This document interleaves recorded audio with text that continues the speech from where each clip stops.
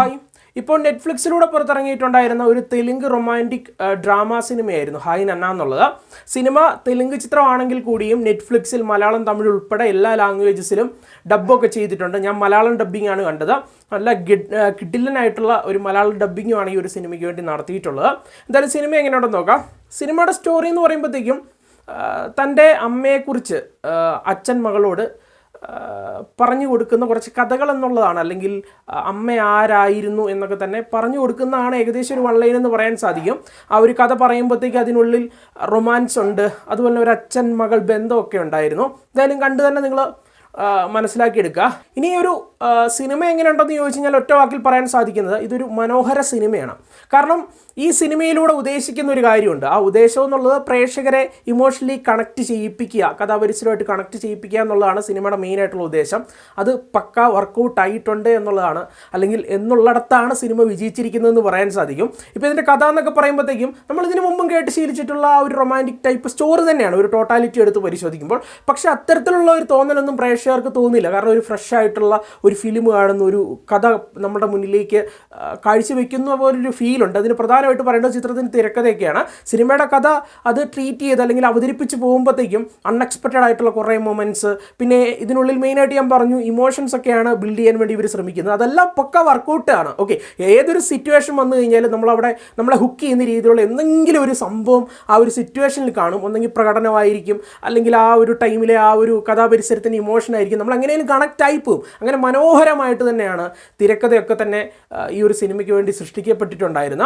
ഒപ്പം പ്രകടനത്തിൻ്റെ കാര്യം കൂടി പറയണം. ഈ ഒരു കഥാപരിസരത്തിനുള്ളിൽ എത്തിയിട്ടുള്ള എല്ലാ കഥാപാത്രങ്ങളും, ആ കഥാപാത്രങ്ങൾ ഏറ്റെടുത്തിരുന്ന എല്ലാ താരനിരകളും ഗംഭീരമായിട്ടുള്ള ഒരു ഔട്ട്സ്റ്റാൻഡിങ് പെർഫോമൻസ് കൂടി കൊടുക്കുന്നുണ്ട് എന്നുള്ളതാണ് വസ്തുത. എടുത്തു പറയേണ്ടത് നാനി, അതുപോലെ മൃണൽ താഗൂർ, ആ ഒരു ആക്ട്രസ്സാണ് നായികയായിട്ട് എത്തുന്നത്. കൂടാതെ നായകൻ്റെ മകളായിട്ട് കിയാര ഹന്ന എന്ന് പറയുന്ന ഒരു കൊച്ചു ആക്ട്രസ് എത്തുന്നുണ്ട്.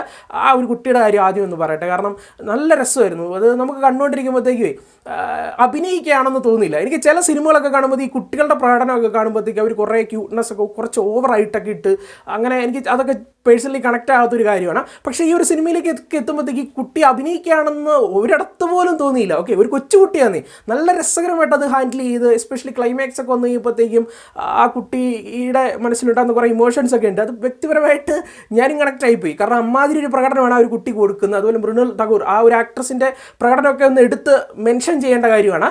കാരണം ക്ലൈമാക്സോട് എടുക്കുമ്പോഴത്തേക്കും പ്രേക്ഷകർ ഈ ഒരു സിനിമയുടെ ഒരു ഭാഗമായി മാറുകയാണ്. അപ്പോൾ ശരിക്കും ഫീൽ ചെയ്യുന്നുണ്ട് നമുക്ക്. ആ ഒരു ഫീലിങ്ങിനുള്ള, അല്ലെങ്കിൽ അത്തരത്തിലുള്ള ഒരു ഫീല് പ്രേക്ഷകർക്ക് നൽകാൻ വേണ്ടി ആ ഒരു അഭിനേത്രിയുടെ പ്രകടനത്തിന് നല്ല രീതിയിൽ സാധിക്കുന്നുണ്ടായിരുന്നു എന്നുള്ളതാണ് വസ്തുത. കൂടാതെ നാനിയുടെ കാര്യമൊന്നും ഞാൻ പറയേണ്ട, നാച്ചുറൽ സ്റ്റാറാണ്.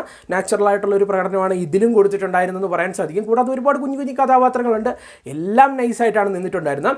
ഈ ഒരു സിനിമയുടെ സോൾ എന്ന് പറയാൻ സാധിക്കുന്നത് എനിക്കൊന്ന് ഈ ഒരു സിനിമയുടെ മ്യൂസിക് വർക്കാണ്. ഞാൻ ഈ പറഞ്ഞ പോലെ തന്നെ തിരക്കഥ ഗംഭീരമായിരുന്നു, അല്ലെങ്കിൽ കഥയും കൊള്ളായിരുന്നു. ഒപ്പം മികച്ച ആർട്ടിസ്റ്റുകളും അഭിനേതാക്കളും ഉണ്ട് എന്ന് പറയുമ്പോഴും ഇതിൻ്റെ ഒരു ആത്മാവായിട്ട് എനിക്ക് നിന്ന് തോന്നിയിട്ടുള്ളത് ആ ഒരു മ്യൂസിക് വർക്ക് തന്നെയാണ്. ഗംഭീരമായിരുന്നു. കാരണം ഈ ഒരു സിനിമ നിങ്ങൾ ശ്രദ്ധിച്ചാൽ മതി, കണ്ടുകൊണ്ടിരിക്കുമ്പോഴത്തേക്കും ഒരു 5-10 മിനിറ്റ് ഇടവിട്ട് ഓരോ ഗാനങ്ങൾ അല്ലെങ്കിൽ എന്തെങ്കിലും മ്യൂസിക് വർക്കുകളൊക്കെ ഇങ്ങനെ വന്നുകൊണ്ടിരിക്കും. ഈ ഒരു സിനിമയുടെ സ്റ്റോറി ടെല്ല് ചെയ്യുന്നത് അല്ലെങ്കിൽ പറയുന്നത് എനിക്കൊന്നും മ്യൂസിക്കിലൂടെ തന്നെയായിരുന്നു എന്ന് പറയാൻ സാധിക്കും. ഗംഭീരമായിട്ടുള്ള ഒരു വർക്കാണ് മ്യൂസിക് ഡയറക്ടർ ഈ ഒരു സിനിമയ്ക്ക് വേണ്ടി കൊടുത്തിട്ടുണ്ടായിരുന്നത്. തീർച്ചയായിട്ടും അദ്ദേഹം ഒരു ക്ലാപ്പ് തന്നെ അർഹിക്കുന്നുണ്ട്. നമ്മുടെ ഹൃദയം എന്ന് പറയുന്ന മലയാള സിനിമയൊക്കെ ചെയ്ത അബ്ദുൾ വഹാബ് എന്ന് പറയുന്ന ആൾ തന്നെയാണ് ഈ ഒരു സിനിമയുടെ മ്യൂസിക് വർക്ക് കൈകാര്യം ചെയ്തിട്ടുണ്ടായിരുന്നത്. തീർച്ചയായിട്ടും ക്ലാപ്പ് അർഹിക്കുന്നുണ്ട്. പിന്നെ ചിത്രത്തിൻ്റെ ആ ഒരു വിഷ്വൽസും കാര്യങ്ങളൊക്കെ തന്നെ നീറ്റായിട്ട് തന്നെയാണ് നിന്നിട്ടുണ്ടായിരുന്നത്. ഓവറോൾ പറയുമ്പോഴത്തേക്കും കാര്യമായിട്ട് നെഗറ്റീവ് ഒന്നും പറയാൻ തോന്നാത്ത മറ്റൊരു സിനിമ കൂടിയാണ് ഹായ് നന്ന എന്നുള്ളത്.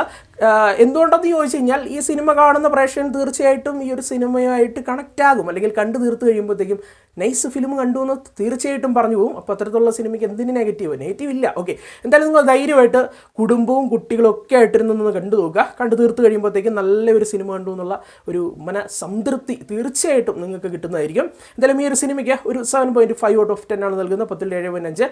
കണ്ടിട്ട് അഭിപ്രായങ്ങൾ പങ്കുവച്ചേക്കണം. മറ്റൊരു സിനിമയുടെ വിശേഷമായിട്ട് വീണ്ടും കാണാം.